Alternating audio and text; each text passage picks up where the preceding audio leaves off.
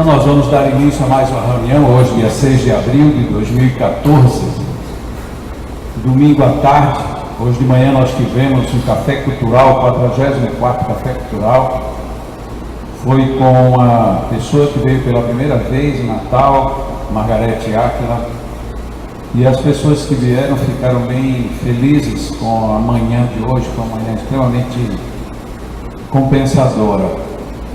Infelizmente ela não pôde ficar para a palestra da tarde, essas alturas já está voando de volta para São Paulo, mas já nos garantiu que em 2015 ela virá e provavelmente para fazer o café cultural de abril. E hoje nós vamos agora dar continuidade às nossas atividades normais nos domingos à tarde. Temos Sandra Magrácio que vai fazer o exórdio, a nossa reflexão de abertura, e depois eu farei o comentário do Evangelho. Convido a todos para fazermos uma oração de abertura dos nossos trabalhos. Deus, Pai de infinito amor, é sempre com alegria que nos dirigimos a Ti para Te agradecer pelo dom da vida, pelo dom de sabermos ouvir, refletir, assimilar, e o envolvimento dos amigos espirituais para nos ajudarem a registrar alto e bom som tudo aquilo que seja bom para as nossas vidas. Agradecemos, Senhor, por teres permitido que Jesus tenha vindo ter conosco, favorecendo-nos com o seu Evangelho e seus exemplos, bem como todos os outros grandes de toda a humanidade, que sempre aí estão para nos orientar e ajudar. Agradecidos por mais este dia, pedimos a Tua permissão para que os amigos espirituais conosco nos fortaleçam, nos inspirem e nos sustentem mais uma vez, que assim seja. Então, com a palavra, Sandra. Boa tarde, meus anjos. Hoje o texto é do livro Pão Nosso, que é um texto que fala, tem o título Separação. Começa com uma passagem do Evangelho, palavras de Jesus que João colocou, e diz assim quando eu chegar, peraí. Todavia, digo-vos a verdade, a vós convém que eu vá. Ou seja, Jesus estava aqui dizendo que era importante que ele se fosse, que ele não permanecesse. E o comentário, que aqui temos, diz o seguinte: semelhante declaração do Mestre ressoa em nossas fibras mais íntimas. Ninguém sabia amar tanto quanto ele, contudo, era o primeiro a reconhecer a conveniência da partida em favor dos companheiros. Veja que interessante, ele partia em favor dos companheiros. O que teria acontecido se Jesus teimasse em permanecer? Provavelmente as multidões terrestres teriam acentuado as tendências egoísticas, consolidando-as. Porque o divino amigo havia buscado Lázaro no sepulcro, ninguém mais se resignaria à separação pela morte. Por se haverem limpado alguns leprosos, ninguém aceitaria de futuro a cooperação proveitosa das moléstias físicas. O resultado lógico seria a perturbação geral no mecanismo evolutivo. O mestre precisava ausentar-se para que o esforço de cada um se fizesse visível no plano divino da obra mundial. De outro modo, seria perpetuar a indolência de um e o egoísmo de outros. Sob diferentes aspectos, repete-se diariamente a grande hora da família evangélica em nossos agrupamentos afins. Quantas vezes surgirá a viuvez, a orfandade, o sofrimento da distância, a perplexidade e a dor por elevada conveniência ao bem comum? Recordai a presente passagem do Evangelho quando a separação vos faça chorar. Porque se a morte do corpo é renovação para quem parte, é também vida nova para os que ficam. E o interessante nesse texto é que aqui ele fez uma colocação E como seria se Jesus tivesse permanecido, né? O que teria acontecido? A gente diz hoje, Jesus é nosso modelo e guia. É aquele que está à nossa frente, a quem a gente busca copiar, seguir. Mas a gente, infelizmente, ainda está num ponto, né, de progresso, que se a gente tem alguém que faz muito bem ao nosso lado, a gente se acomoda, né? Ou porque se ele pode fazer tão bem, eu deixo que ele faça. E se eu não posso fazer tão bem, é porque eu não sou digno, não sou como ele. Ou porque, olha, eu não consegui chegar a esse ponto. Né? Então, entre aspas, com uma humildade, vamos dizer, forçada, não, eu não sou digno, ele sim poderá fazer. O que significa isso? Significa que nós nos acomodaríamos, nós estaríamos plantados no mesmo lugar, sem buscar progredir. Porque dos dois motivos, ou o objetivo é tão inacessível que eu desisto de atingir, ou ele está aqui ao nosso lado, é tão fácil de chegar nele que eu também não preciso me esforçar. Então foi muito importante que Jesus nos trouxesse as lições, né, pela milionésima vez, que ao longo dos tempos foram trazidas pelos profetas que vieram antes dele, e que muitos que vieram depois dele continuam falando, mas a gente continua, né, surdo a essas palavras, a gente continua cego. Eu estava brincando com a Margarete, conversando com ela ontem, e eu estava comentando, né, que todo mundo conhece aqueles 3 macaquinhos, né, que o pessoal tem, aquele macaquinho assim, eu não ouço, o macaquinho aqui que não falo, né, e tem o macaquinho que tem o macaquinho no ouve, não fala e não vê. Eu falei, mas faltou um macaquinho, que infelizmente é um macaquinho que na atualidade existe muito, que é o macaquinho que não pensa. Então, a gente não tem olhos de ver, não tem ouvidos de ouvir, acaba não tendo boca para falar, porque não tem cabeça para pensar. Porque pensar dá trabalho, pensar gera esforço, e pensar praticamente nos obriga a mudar. Porque na hora que você pensa e chega a uma conclusão, não tem como você arranjar desculpa e dizer, mas eu não sabia, mas eu não tinha ideia, mas eu não pensei, porque você pensou. Então aí fica muito difícil você não ouvir, não ver e não falar, né? Só que tudo isso, esforço, é incômodo. Então você imagina, se Jesus tivesse permanecido, como a gente ficaria muito confortável. E no outro sentido também a gente tem que lembrar. Ele diz aqui da separação, é conveniente que eu vá. Se a gente for pensar na nossa vida, é conveniente que haja separações, em todos os sentidos. Na hora que eu cresço, que eu deixo de ser criança, que eu me separo do meu corpo de criança, dói, porque é gostoso eu ser criança, eu ser fraquinha, né? Eu poder fazer mil coisas, criança bota o pé, chupa o dedo do pé na boca, né? Brinca, rola, faz tudo. E de repente ela tem alguns entraves físicos. Por outro lado, também tem os emocionais, porque a criança chora, todo mundo corre para ver se é dor, se está com febre, se está com fome, né? Se está com a fralda suja. Então todo mundo corre, todo mundo está ali. Quando ela começa a crescer, a gente já não faz mais isso. Porque a tendência é que nós cresçamos, nos separemos da nossa infância e passemos a ser mais independentes. E mais uma vez a gente se depara na questão do esforço. Eu tenho que passar a me esforçar para ser alguém. Eu não sou aquele que coordena, mas eu também não sou aquele que segue cegamente. Eu sou aquele que segue quando me convém, quando é interessante. Eu dependo de você da forma que eu posso manipular, né? Então, se eu, vamos supor, dar um exemplo.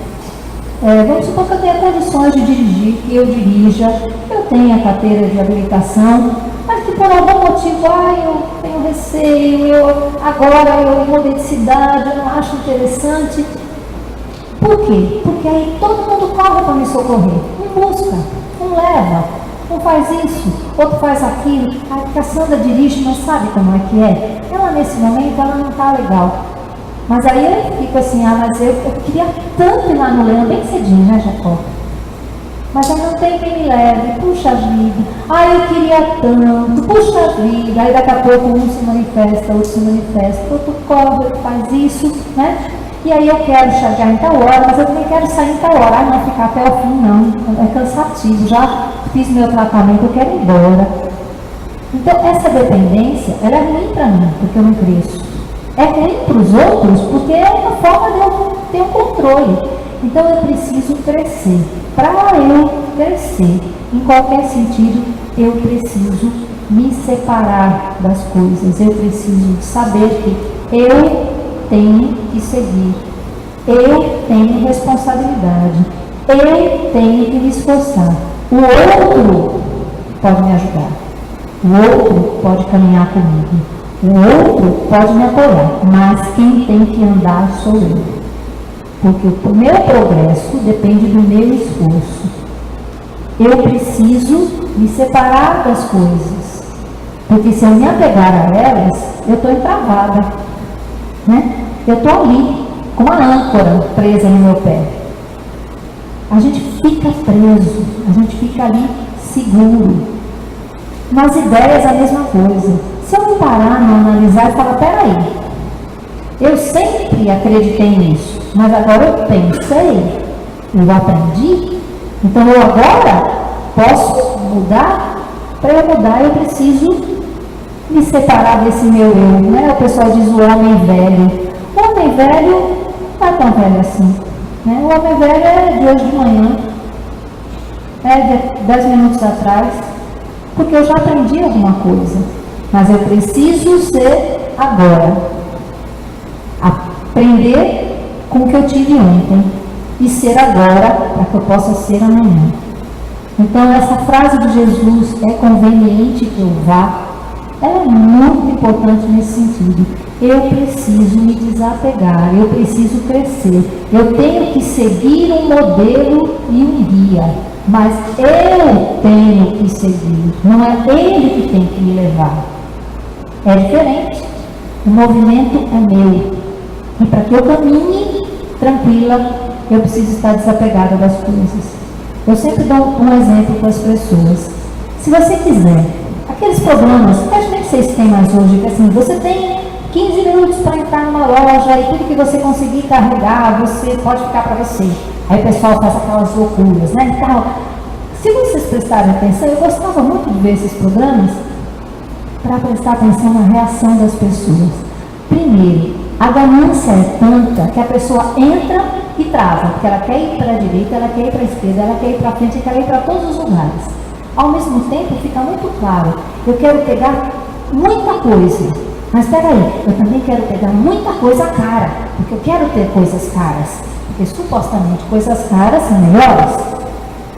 Então as pessoas se matam, tropeçam, se empilham de coisas, e você for olhar no final, né, eu ficava observando aqueles programas cheios de caixas, de coisas inúteis.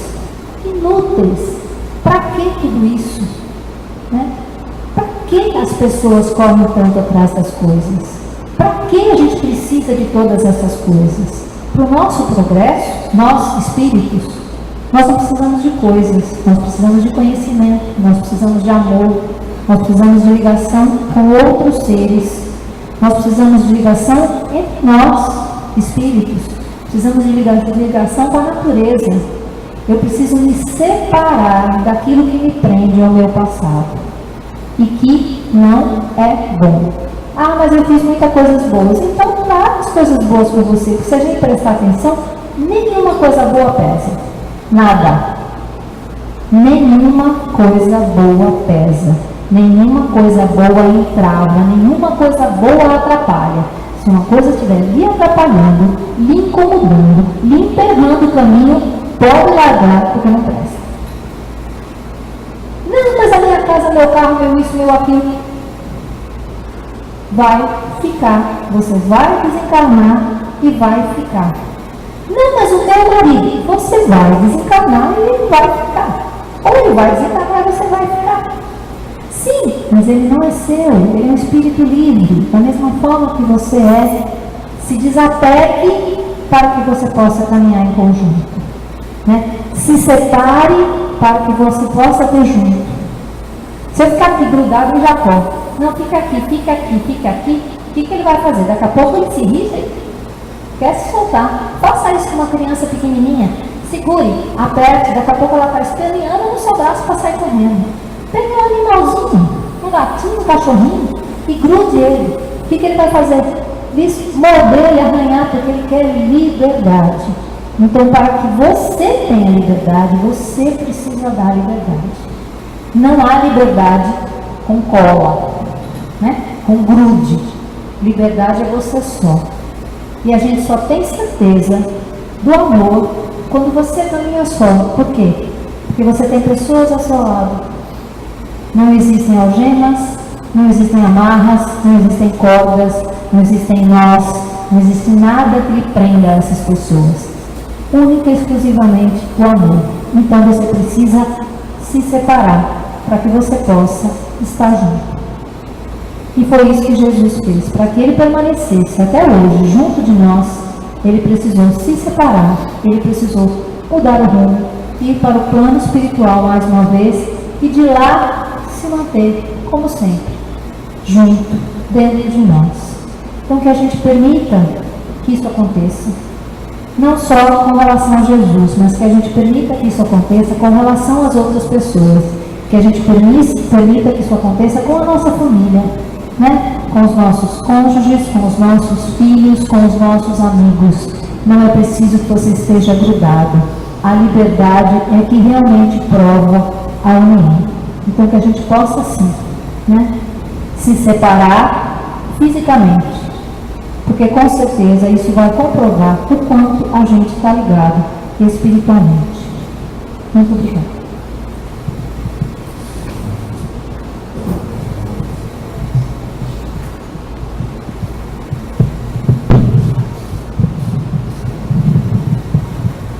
Para o estudo do Evangelho, está reservado capítulo 8, itens 18 e 19.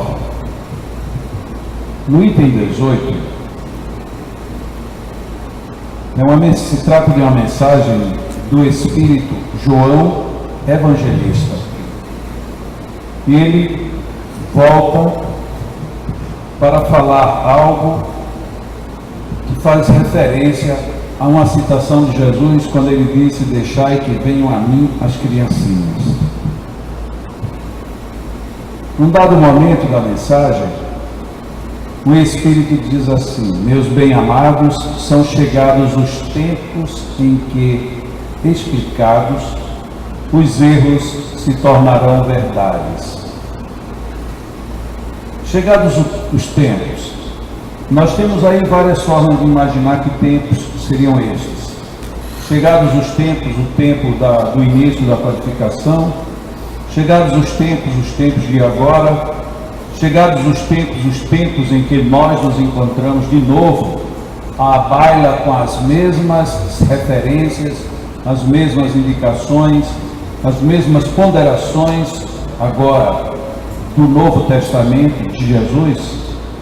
E ele disse assim: ensinar-vos-emos o sentido exato das parábolas e vos mostraremos a forte correlação que existe entre o que foi e o que é. Ou seja, o Espírito vem falar, já dentro de um novo contexto, ele já na posição de Espírito desencarnado, usando-se da mediunidade de alguém, para dizer que, em chegados esses tempos, a proposta agora era de fazer-nos entender aquilo que estava colocado de uma forma ou obtusa ou fechada, ou até mesmo como que se fosse erro, e que agora será colocado como verdade. Erro por que motivo? Por conta de falsas interpretações, por conta de deturpações, por conta de encaminhamentos envolvidos por quaisquer outros interesses diferentes dos interesses reais de quem formulou as parábolas. Então ele queria explicar as parábolas, mas seria só parábola? Logo na continuidade, então, ele diz explicitamente que Jesus, quando falou, deixai que venham a mim as criancinhas. E aí nós já podemos tomar uma referência muito forte. Mais uma vez, Jesus não diz, eu vou buscar as criancinhas, eu vou ter as criancinhas, eu vou reter as criancinhas. Ao contrário, deixai que venham a mim as criancinhas. O que já muda um foco que é muito comum da nossa forma de ver. Nós sempre imaginamos que as crianças são trazidas, são levadas, ou então elas vêm sem qualquer sentido. A proposta de Jesus continha ali dentro dela mesma o sentido da busca, no primeiro momento. É preciso que nós busquemos o que nós queremos, porque se nós não buscamos, nós não encontramos, nós não achamos. Um jovem que seguia um mestre, lá na região Zen, no Oriente, ele dizia, depois de algum tempo de estudo, de meditação e de seguir aquele método, indo inclusive diariamente, percorrendo um longo caminho até chegar o templo, e voltava e já no dia seguinte retomava de novo, ele diz então para o seu mestre, mestre, tem algo aqui que eu não consigo perceber dentro do que seja esse progresso, esta iluminação. O mestre lhe pergunta, o que te aflige? Mestre, todos nós, eu e os meus amigos que estamos tentando fazer essa iniciação, todos nós queremos ser iluminados. Todos nós cumprimos o mesmo ritual. Todos nós vimos dentro de um mesmo prazo, de um mesmo período, cumprindo absolutamente tudo igual. Por que tem uns que já estão melhores, outros estão mais ou menos, mas a maioria está como eu estou, a sensação de que a gente parece que ainda vai começar tudo isso? O mestre então lhe pergunta, você sabe voltar daqui para sua casa? Ele disse, sei. Você sabe onde fica a sua casa? Ele disse, sei. Então se você for para a sua casa, você não se perde. Não. Mas uma pessoa chega aqui de repente, se encontra com você e pergunta, onde é a sua casa? E você diz, a minha casa fica em tal lugar. E a pessoa diz, mas eu não sei como chegar lá. Mas é simples. Eu faço aqui um mapa e você chega na minha casa. Tá bom, então como é que eu chego? Como é que você vai explicar isso para quem não sabe? Eu vou explicar da melhor maneira possível e eu tenho certeza de que ele chegará em casa. Até porque é muito fácil chegar à minha casa. Sabe que ótimo? Então depois que você tiver feito tudo isso, ensinado, estar convicto de que ele vai acertar, significa dizer que essa pessoa chegou à sua casa. Ele disse, não. Mas por que não? Lógico, ele chegar lá, ele vai ter que ir até chegar lá. Ele disse, essa é a diferença da grande iluminação que todos nós precisamos. Você tem vindo ao templo, como todos. Vocês têm assistido todas as aulas. E aqui tem sido dado o roteiro para você chegar em algum lugar. O roteiro, por mais claro que ele seja, se você não se dispuser, ele não fará nenhuma diferença na sua vida. E ali então o jovem começa a entender que, apesar de assimilarmos as mesmas referências, a forma como nós nos propomos a identificar, encontrar e alcançar aquilo que a gente pretende, é totalmente peculiar a cada um e vai depender diretamente do esforço de cada um. Então ele já se colocava ali, o mestre, como o orientador, mas não necessariamente como o caminhante lado a lado. É uma proposta muito próxima da de Jesus. Jesus, ele o tempo inteiro nos convida, venha, siga-me, tome a sua cruz, ou então vá buscar, vá bater, vá procurar as criancinhas, que elas venham, não as impeçais. E aí chegamos no segundo ponto, não impedir a criança. Por que não impedir a criança?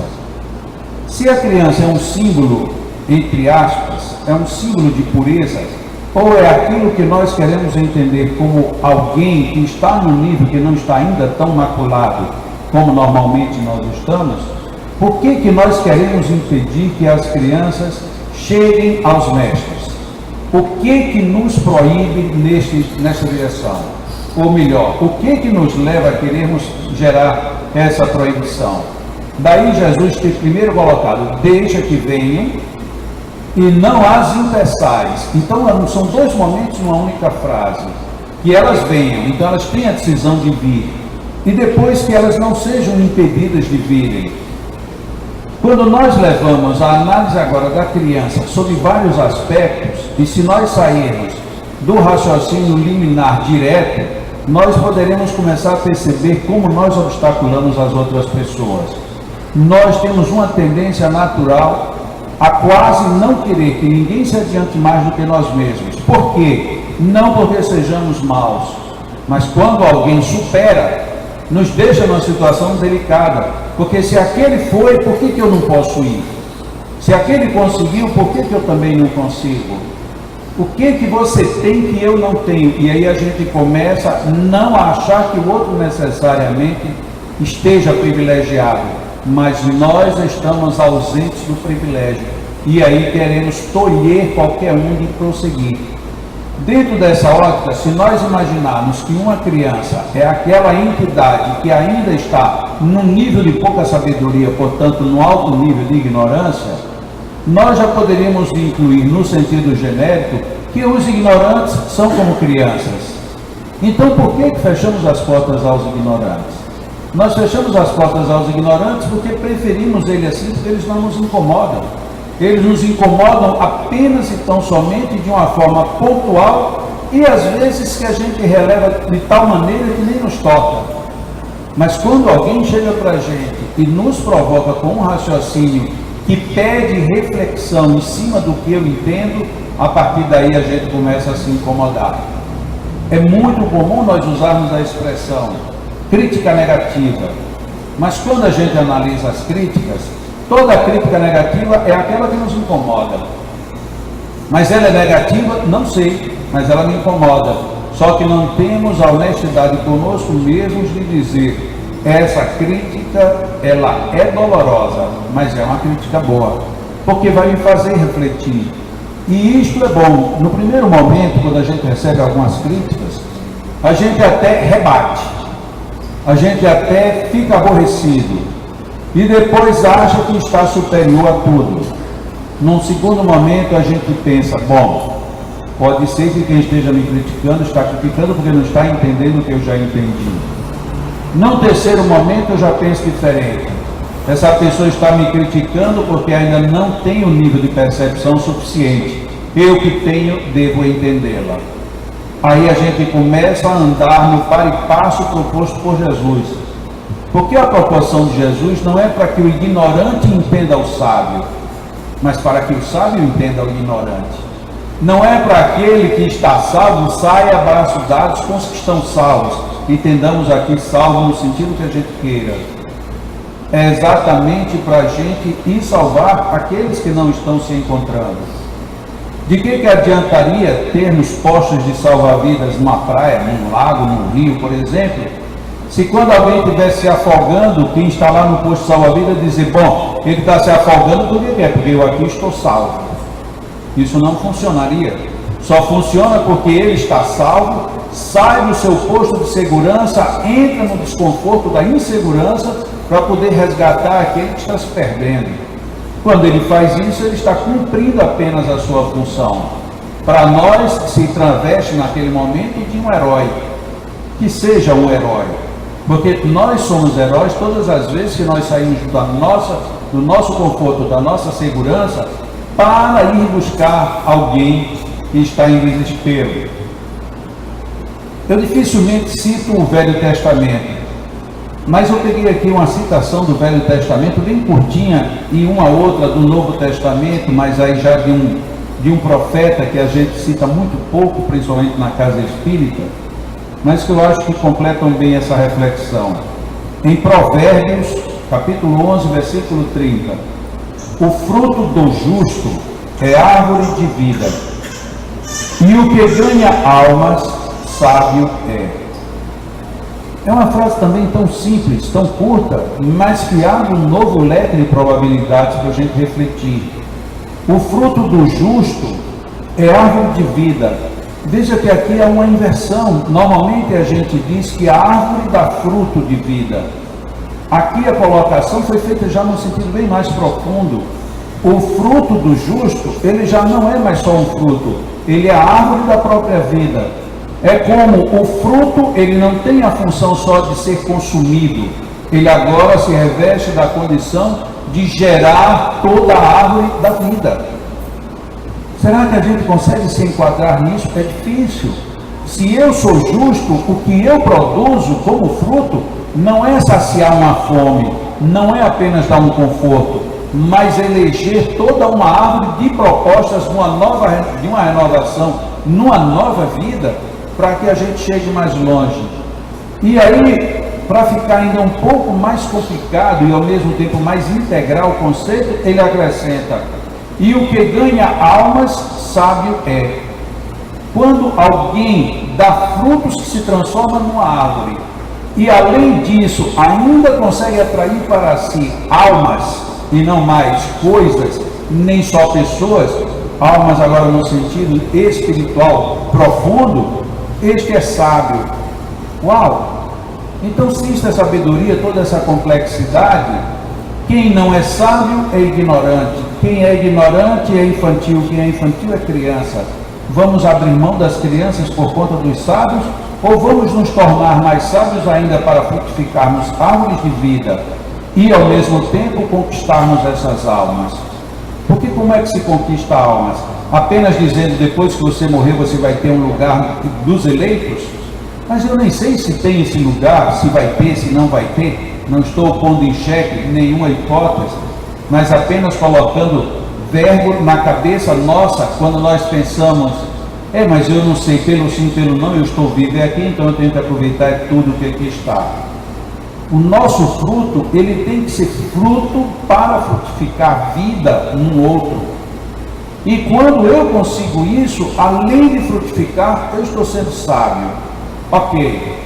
Tiago, capítulo 5, versículos 19 e 20. Meus irmãos, se alguém entre vós se desviar da verdade, e alguém o converter, sabei que aquele que converte o pecador do seu caminho errado, salvará da morte a alma dele e cobrirá multidão de pecados. Uau, parece que essa pessoa bebeu na mesma fonte que Pedro também tinha bebido, quando ele disse que o amor cobre a multidão de pecados. Mas que proposta também interessante é de Tiago. Se alguém se perde, mas você vai lá e resgata essa alma, e quando ele diz se perde, não é nem só se perder porque já estava perdido, de repente a pessoa já tinha conhecimento, já tinha luz. Veja que já é um outro tipo de criança. É uma criança que já não tem só a ignorância como berço, ela já tem saber, e de repente se perde. Se você consegue resgatar essa alma, mas resgatar em que sentido? De seguir uma religião, de refletir apenas dentro de uma filosofia, ou de fazer uso de todo o seu leque de saber? Me parece que é essa a última hipótese. Na hora que a gente consegue isso, aí sim estamos dando o grande salto. E qual é o grande salto? Árvore da vida, segundo Provérbios. Segundo Tiago, qual é o grande salto que nós damos? Nós damos literalmente esse salto que ele propõe, de cobrir multidão de pecados. E o profeta e o Tiago, ele foi até sagaz, porque ele nem ao menos se preocupou em colocar os pecados dele, ou os pecados meus, ou os pecados de quem quer que seja. O que eu acho notável é que quando nós temos uma abertura para refletir em cima dessas propostas, nós vemos que em nenhum momento a sabedoria ela veio fechada para ninguém, mas alguém insiste em querer fechar a sabedoria. E quando nós insistimos em fechar a sabedoria, nem ao menos nos damos conta de que estamos indo ao contrário desta grande correnteza, que é a correnteza da própria cristandade, aqui no sentido também amplo, porque não estão inclusos nela apenas os que se dizem cristãos, mas todos aqueles que fazem obras que coincidem, que confirmam e que estão conforme a própria doutrina cristã. Na mensagem 19, que foi um espírito protetor quem a escreveu, do mesmo capítulo do Evangelho segundo o Espiritismo, o espírito começa comentando sobre deixar que venham as minhas criancinhas. Deixai que venham a mim as criancinhas, pois tenho o leite que fortalece os fracos. Deixai venham a mim todos os que, tímidos e débeis, necessitam de amparo e consolação. Deixai venham a mim os ignorantes, para que eu os esclareça.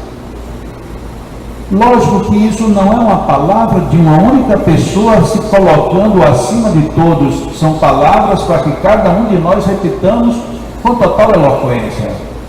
Deixai que venham a mim os fracos, porque o que eu tenho é um leite que lhe dá amparo e consolação.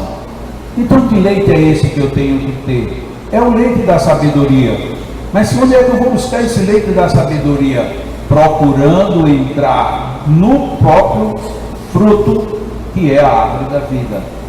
É complicado às vezes a gente fazer essas junções, porque por um momento a gente aprendeu de que a mensagem dos provérbios é totalmente diferente da de Mateus, que é diferente da de João, que é diferente dos Atos dos Apóstolos, e parece que a gente aprendeu a tratar tudo somente isolado. O que eu acho mais fantástico é que nós podemos conjugar tudo e chegar no mesmo ponto, e no mesmo ponto que nós deveríamos ir, e não do qual parece que nós muitas vezes estamos fugindo. Deixai venham a mim os ignorantes, para que eu os esclareça. Mas será que a gente quer um ignorante perto da gente para a gente esclarecer? Será que a gente ao menos aceita ignorantes perto da gente? Muitas vezes a gente está conversando, duas pessoas estão conversando, pois é, você viu, fulano fez aquilo com Beltrano, e aí chega um terceiro e diz, vocês estão falando do quê? Ah, estamos falando de fulano e Beltrano. Sim, mas quem é? Eu não conheço. Nossa, como você é ignorante. Sim, eu sou ignorante, eu não conheço os dois, qual é o problema? Não, porque esses dois são os dois nomes que estão em mais evidência por conta da novela das horas, não sei das quantas. Sim, eu sou ignorante, mas então você quer que eu continue ignorante? Porque você poderia agora me explicar. Ah, não, mas eu não vou explicar porque você não entende nada de novela. Tá bom, então vou continuar ignorante de novela. E você, de novela eu sei tudo, que bom. Então ainda bem que na sua vida você não precisa mais nada do que novela. Talvez seja a hora da gente começar, porque é difícil começar a transmitir sabedoria para o outro, já a partir de um patamar muito elevado. Hoje, pela primeira vez, quando terminou aqui o Café Cultural, e eu subi de carro daqui lá para a parte superior, lá do Leão, lá onde tem o abrigo dos idosos. E o meu filho de 7 anos, ele pediu para ir comigo, e como era daqui muito perto, ele disse, pai, dá para eu ir sem cinto? Eu digo, olha, eu vou bem devagarzinho, como a gente vai aqui dentro, você vai sem cinto e tem mais, ainda vai no banco da frente. Ah, mas foi uma alegria, que parecia que eu tinha dado o carro de presente para ele, porque ele nunca tinha andado no banco da frente, muito menos sem cinto. Mas a gente nunca se conforma, porque quando você ganha 2 presentes que são grandes, você quer um terceiro. E ele chegou para mim e disse, eu posso dirigir? Eu digo, dirigir não, mas eu posso dirigir, então deixa eu lhe ajudar a dirigir. E aí eu deixei ele pegar no volante, lógico, ele pegava de um lado, ele queria puxar para o lado, eu não deixava aí. E eu levei o carro lá em cima. Quando ele chegou lá, ele falou, não, eu vou lhe contar uma coisa que eu sei que a senhora não vai acreditar. E ela falou, o que foi? Eu dirigi o carro de lá de baixo até aqui, e papai só deu uma ajudadinha rápida, ou seja, ele não sabe que tem embreagem, que tem freio, que tem marcha, que tem um monte de situações. Na cabeça dele, hoje, ele teve a primeira e fantástica experiência de ter dirigido, porque enquanto o carro andava, ele conseguiu pegar no volante e puxava para um lado, e ele viu que o carro ia, empurrava o volante para o lado, ia. Ok, este é um limite de sabedoria dele. Se eu naquele momento digo, você é tonto, você é burro, você não está vendo que precisaria pisar no freio, na embreagem, trocar marcha, eu estaria construindo o quê? Estaria desrespeitando aquilo que ele precisa perceber num outro momento.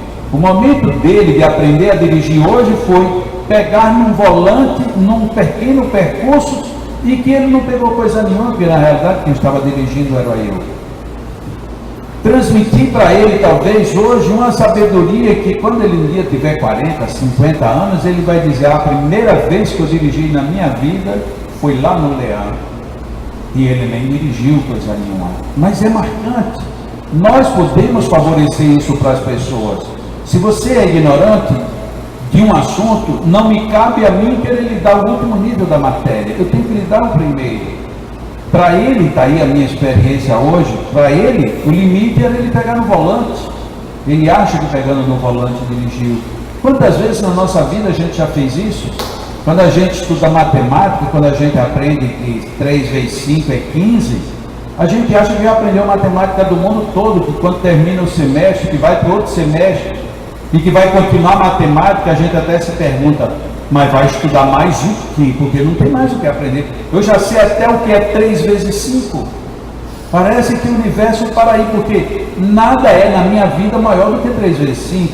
Aí eu chego no outro semestre, aí vai começar a diminuir, a dividir, e tabuadas vão mudar, vão surgir equações, mas a gente pensava naquele dia que a gente já sabia tudo. Deixai que venham a mim os ignorantes, para que eu os esclareça. Mas esclarecer em que sentido? No meu nível de entendimento ou no teu? Paulo já falava sobre isso. De que adianta eu falar a língua dos anjos se você não me entende? É a mesma coisa, de que adianta eu chegar aqui e ficar falando um idioma estranho? Vocês vão ficar olhando um para o outro e vão dizer, ele pirou. O que foi que houve na cabeça dele? Deixa eu estar falando uma coisa que ninguém entende. E aí no final da reunião vou dizer, isto era um espírito que incorporou e falou por línguas estranhas.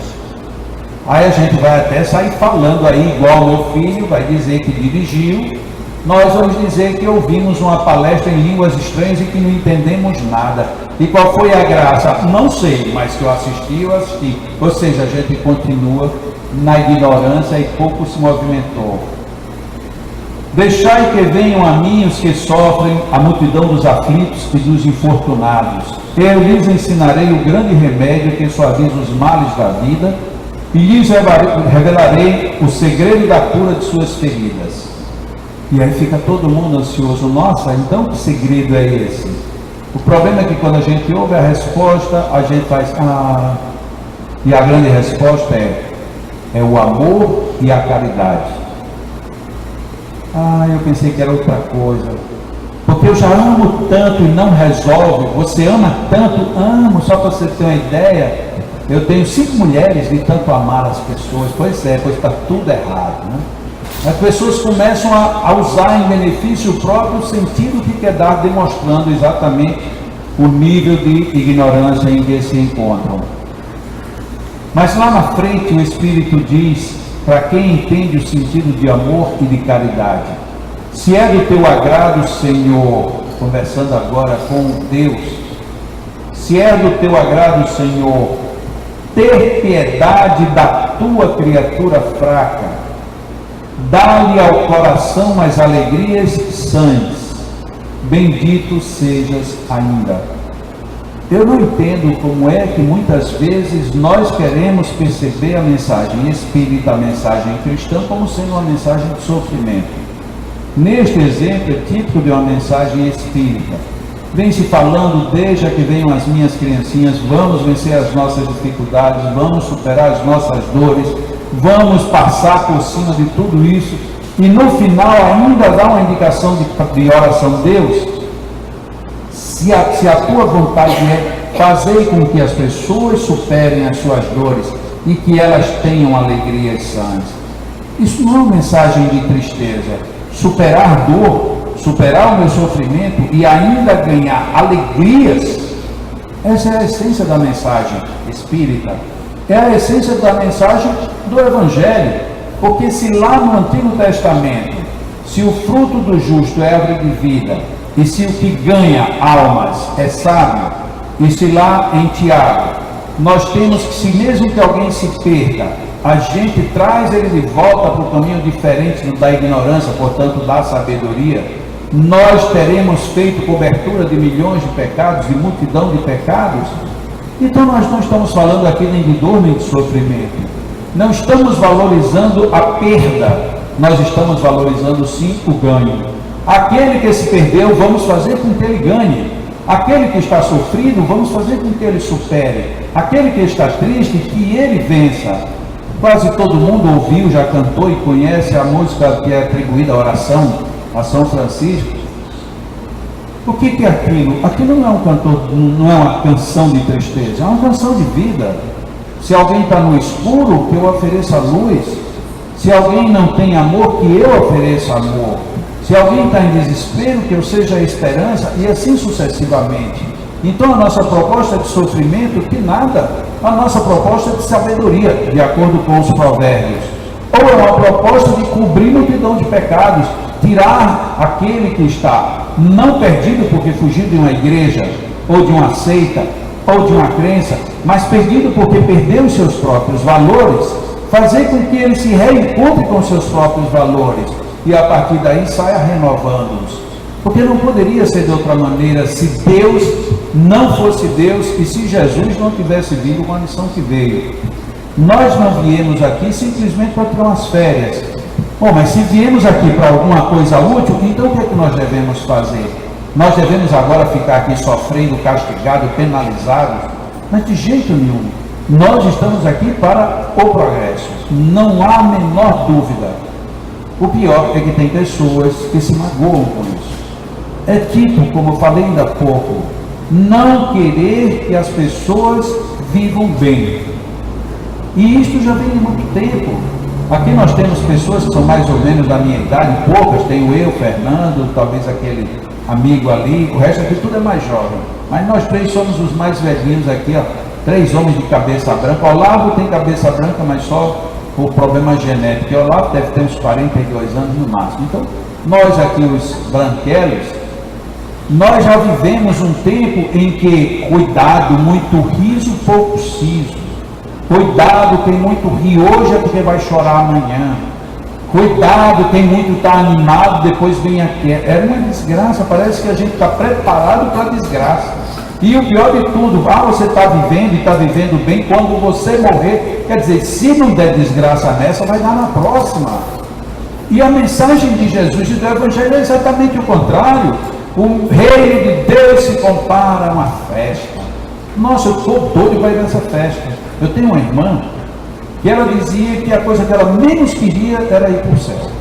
E disse, olha, eu não quero ir para o céu de jeito nenhum. Então quando eu escuto esse negócio, seja boazinha para ir para o céu, eu digo, o que é que eu faço para não ir para o céu? E ela falava sério. Até que um dia uma pessoa chegou para ela, mas você está falando sério, você não quer ir para o céu? Eu quero nada. Mas por que você não quer ir para o céu? Ó, no céu só tem música clássica, gente tocando harpa, violino e uns anjos com cara morta, tudo indo. Eu não quero ir para um lugar desse nunca. Isso para mim vai ser um inferno.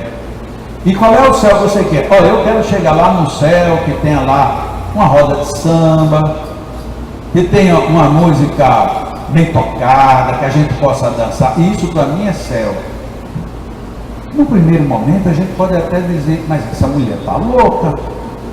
Porque o céu não deve ser isso. Mas a gente cai na real quando alguém diz assim, não, o céu não pode ser assim.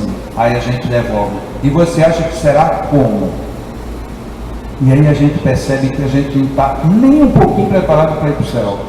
Porque a gente nem imagina o que é céu. Você vai para o céu e o que é que tem lá no céu? Lá no céu tem... eu não sei. Quer dizer que você quer ir para o céu e você nem sabe. Mas por que você quer ir para este céu? Não, querer eu não quero. Bom, se você não quer, então você não vai, porque querer é poder. Não, eu não quero, mas eu quero. E veja como a gente fica, a gente não sabe o que quer depois. Por quê? Porque a gente acredita que isso tudo que a gente vive faz sentido, mas deixa de fazer sentido num belo momento em que tudo se acaba. Tudo se acaba? Quem foi que falou que tudo se acaba? Nós vivemos ainda persistindo nessa ignorância de que vamos sair daqui para um lugar pior. Não pode. Por que não pode ir para um lugar pior? Porque a vida é contínua. Eu posso estar me sentindo pior no melhor lugar do mundo. Isso é real. Eu posso ir para um transatlântico mais caro, com os melhores shows, os melhores tudo, mas eu chego lá e não me sinto bem. Não quer dizer que seja um lugar que seja ruim, eu não me sinto bem. Assim como eu posso ir para o lugar mais detestável do mundo e me sentir bem lá. Portanto, a questão não é de lugar, é de mundo interior. Para onde é que eu vou? Se eu sair daqui crente que eu vou para um lugar desgraçado, cuidado, pode ser que você vá. Se você viveu a vida inteira triste porque disseram que não devia sorrir, repense, porque não vale a pena. Você já perdeu muito tempo não sorrindo aqui, sorria do lado de lá. Recentemente eu me lembrei de um fato bem curioso.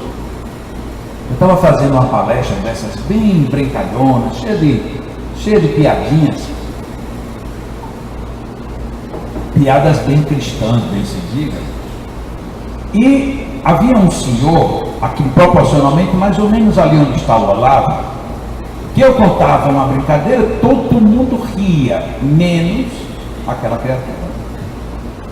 Quer dizer, mas o que é que tem essa alma que não ri?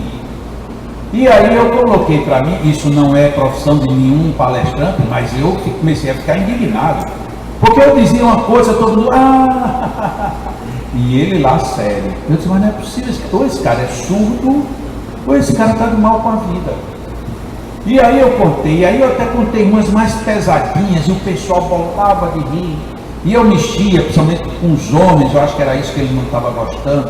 Eu dava toda a atenção às mulheres nas anedotas, e quanto mais as mulheres se divertiam, os homens até sorriam, e ele lá sério. E estava chegando o final da palestra, eu digo, isso aí não vai ter jeito. E a palestra terminou, muita gente vinha para mim e disse, olha, melhor do que Jô Soares. Eu digo, mas é uma péssima comparação, mas deixa para lá. Mas a palestra foi um jogo de humor praticamente o tempo inteiro. E eu doido para ir falar com aquela criatura, porque eu queria saber o que não agradou a ele. E aí eu terminei me aproximando, ele já ia saindo, eu cheguei, e aí, tudo bem? E ele colocou a mão aqui assim, sou Jocó, tudo bom. Eu disse, você está com algum problema? Ele disse, pois eu estou com os aparelhos aqui, eu não posso mexer na hora, para eu fazer qualquer coisa eu tenho que segurar. E quase que eu ia embora, porque cada piada que você contava doía tudo, e não dava para eu rir de jeito nenhum. Eu digo, meu Deus do céu, a ignorância não era dele, era minha. Eu tinha que ter deixado o homem livre lá, e eu contando mais e mais piadas e maltratando a vida do indivíduo que estava ali segurando os queixos para não sorrir, porque doía tudo. Que coisa! Nós precisamos estar abertos para entender essa proposta de Jesus. Deixai que venham as minhas criancinhas, e este Espírito protetor põe de uma outra forma. Deixai que venham os que sofrem, deixai que venham os que estão em estado de ignorância, deixai que venham aqueles que precisam. É a mesma proposta de Jesus. Nós precisamos estar abertos, não necessariamente para morrermos pelos outros, mas para vivermos dando vida e dignidade para os outros. Isto é sabedoria, de acordo com o provérbio que nós lemos no início. Vamos cantar uma musiquinha para encerrar nossa reunião.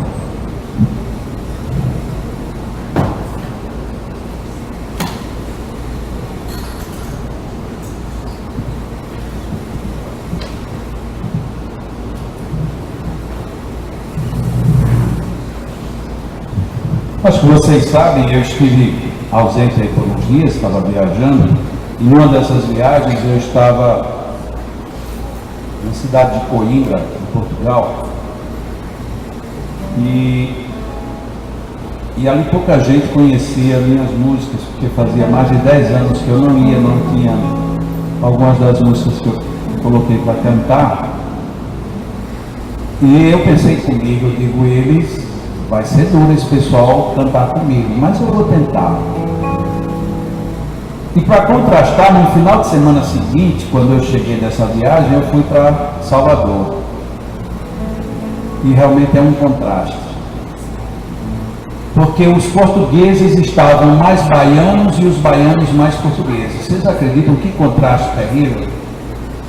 E eu, por outro lado, intimamente eu rezava. Eu digo, meu Deus, que essas pessoas que aqui estão nunca vão ao Leão no domingo de tarde. Porque no domingo de tarde eu canto, às vezes eu canto muito. Atualmente só estou cantando uma porque vocês ficam assim. Como quem diz, acaba logo para a gente ir embora. Aí eu fico tão penalizado, eu sei que eu canto ruim, eu sei que eu toco péssimo, Mas a música é tão interessante, né? Era tão bom que a gente cantasse junto. Aí a pessoa disse, não, mas você não põe a letra. Eu digo, aquela música lá do... Como é que a música é? Ah, se eu te pego, e não passa a letra em canto nenhum. Mas o que eu vi de gente, inclusive gente sisuda, assim, ah, se eu te pego, ai, se eu te pego. Eu digo, eu não acredito que você está cantando esse trem. Tava. Aí quando chega aqui que a gente vai cantar uma música como vem, aí as pessoas ficam assim. Aí eu não sei se é porque estão embaladas pela música ou porque estão mais envolvidos em não cantarem. E lá em Coimbra o pessoal cantou, eu achei tão legal, essa música ao som de um português de Portugal. Aí como semana passada eu ouvi ao som de português de Bahia, aí eu queria hoje ouvir com um português de Natal. Nosso português que é bem bacana. Estava assistindo televisão essa semana, a moça chega conversando com a outra na televisão, aí diz assim, e você não colocou o carro no estacionamento? Ela disse, não, estava tudo lotado. E ela pergunta ao vivo na televisão, e você botou aonde? Eu digo, essa expressão é mais natalense do que tudo, porque eu acho que não vai ter nenhum outro povo que vai entender o que é esse. E você botou aonde? Então, com esse português, eu gostaria que a gente cantasse junto, tá bom? Vem, pense em Deus, ore com fé, peça perdão, mas dê também muito de si e agradeça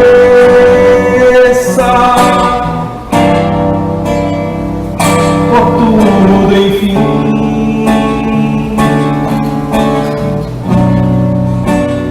Ele acontece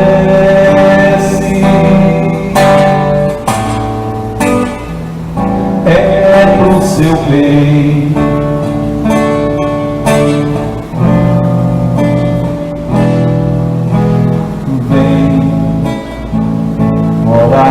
Faz bem pro coração, sutil caminho pra se chegar a nosso Pai e pedir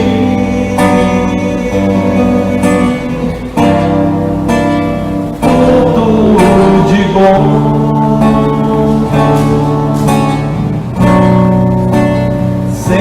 Pretensão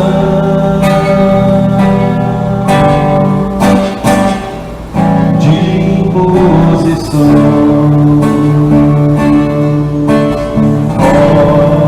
oração,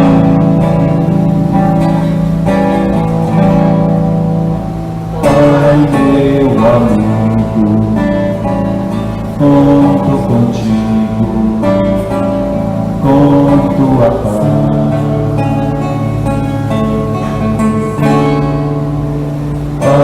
De verdade, todo bondade comigo estás. Quero te agradecer por tanta vida em mim, pelos amigos aqui comigo, e os que não estão. Graças te dou, meu Pai, por tanta luz, enfim, sempre contigo, rezo comprido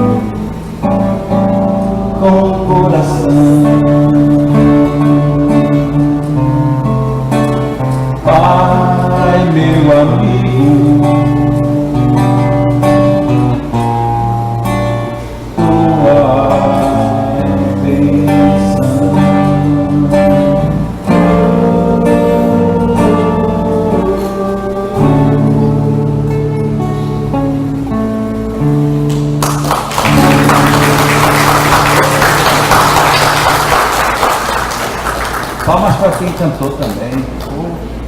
Ficou baixinho, não ficou natalência ainda não, mas nem parnamirinense. Aí quem sabe uma hora dessa, a gente convida mais baianos e cearenses para vir aqui fazer força. Que Deus nos abençoe. Queria só lembrar que em janeiro passado nós tivemos um seminário aqui do Passos e algumas pessoas ficaram interessadas nos DVDs, eles ficaram prontos, já estão na livraria. Assim como o café passado de Roçando, também já os DVDs do Café com Roçando também já estão disponíveis na livraria. Muita paz para todos aqueles que vão receber passes, por favor, aguardem um pouco e já serão atendidos. Um bom final de domingo e uma boa semana, em nome de Deus.